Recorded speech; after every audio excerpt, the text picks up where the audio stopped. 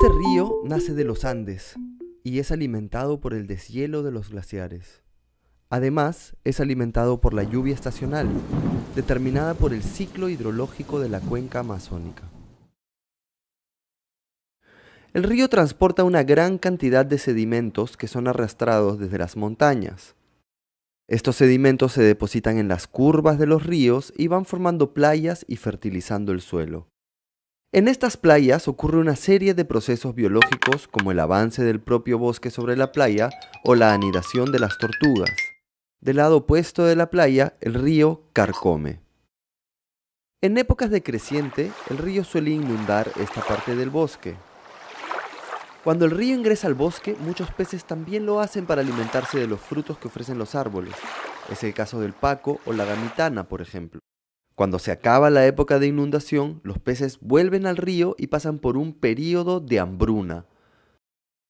Si no han engordado lo suficiente, pueden perecer. Además, los grandes bagres, los grandes peces con bigote de la Amazonía, como son los zúngaros, las doncellas, los dorados, que son peces migratorios, cuando son adultos vienen desde la boca del Amazonas, subiendo hasta la cabecera de los Andes para reproducirse. Los alevinos también precisan de los ciclos naturales del río, porque suelen ir río abajo e ingresar a las cochas durante la época de inundaciones. Allí se mantienen creciendo, engordando y sobreviviendo a las amenazas del río. Todo esto y mucho más ocurre en un río. Pero ¿qué pasa cuando le ponemos un muro al río? Lo primero es que detrás de ese muro parte del bosque empieza a inundarse. Lo segundo es que el agua estancada pierde fuerza de arrastre y en consecuencia los sedimentos van al fondo del embalse. Entonces el agua que fluye represa abajo contiene mucho menos sedimentos de los que debería, viéndose afectada la formación de playas, ya que el agua carece de sedimentos. Sin embargo, estos flujos de agua sí producen erosión, pero no la correspondiente reposición. Además, hasta antes que se construyera la represa, los ritmos de crecimiento del río eran estacionales, puesto que dependían de las lluvias a lo largo del año. A partir del momento en que se coloca la represa, el crecimiento del río depende de un señor que con su dedo y un botón determina cuándo se abren y cuándo se cierran las compuertas. Por lo tanto, los ritmos de crecimiento del río responderán a los requerimientos energéticos de una ciudad muy alejada. En el embalse, las aguas estancadas pero con mucha disponibilidad de nutrientes tienen una demanda de oxígeno muy alta.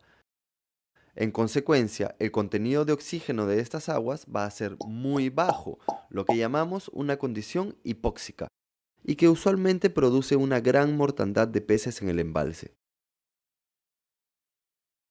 Además, estas condiciones hacen que toda la materia orgánica que ha quedado bajo el agua producto de las inundaciones empiece a descomponerse en ausencia de oxígeno, produciendo metano, un gas de efecto invernadero como el famoso CO2, solo que 20 veces más activo. Además, las aguas de los ríos amazónicos transportan cantidades importantes de mercurio que se encuentran naturalmente en el suelo, pero que también es aportado por la actividad minera y la deforestación. En condiciones de poco oxígeno, las bacterias van a metilar el mercurio, es decir, van a convertir el mercurio inorgánico en mercurio orgánico. El metilmercurio es un compuesto altamente neurotóxico que se acumula en el organismo de cualquier animal. Por lo tanto, los peces de los embalses suelen ser más tóxicos que en otras partes del río. Otro caso es el de los peces que no pueden ingresar a comer al bosque porque éste deja de inundarse. Además, al interrumpirse la conexión entre las cochas y el cauce principal del río, los alevinos de los peces migratorios se ven afectados. Por otro lado, el bosque deja de avanzar al no haber formación de playas, pues es acá donde se producen los primeros estadios de maduración del bosque. Todas estas alteraciones afectan la reproducción de los seres vivos y por lo tanto de sus poblaciones.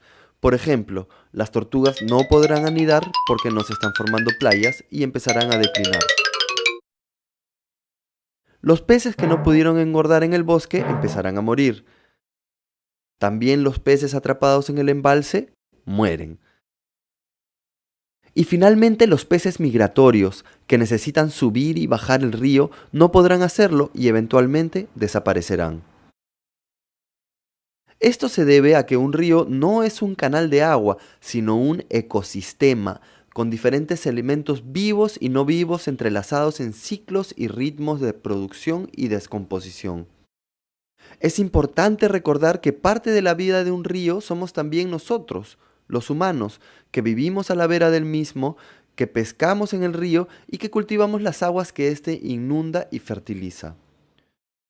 Entonces, ¿es cierto que las hidroeléctricas producen energía limpia?